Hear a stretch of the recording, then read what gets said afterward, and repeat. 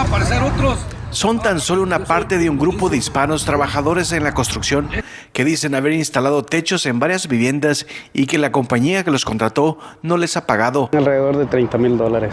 60,000 con 76. ¿Cuánto es lo que te deben a ti? A $10,600. Me deben como 10,500. Me están debiendo ahorita $5,300. Acusan a los dueños de la compañía de no cumplir con el acuerdo de pagar los miles de dólares por cada casa donde instalaron el techo. Yo pienso que también como nos ven hispanos, piensan que nosotros no nos vamos a quejar. O porque no tenemos documentos, no, que no se equivoquen. Todo lo que va a hacer, te va a contactar con... Ahora solo le piden al dueño que les pague lo que les debe. De lo contrario, van a someter una demanda laboral. A mí me deben $13,500 de unos trabajos que les hice y pues en realidad ya no contestan los teléfonos.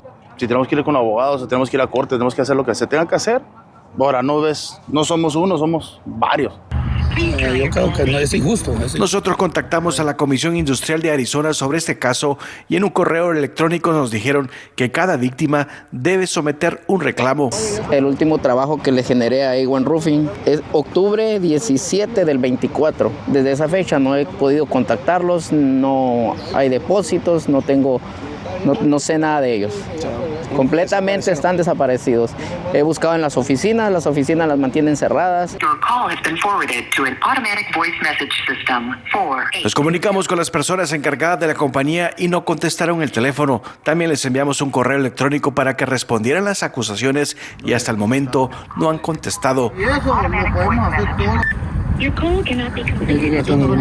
pasa? Mira, a lo que te tienes a la verga agua.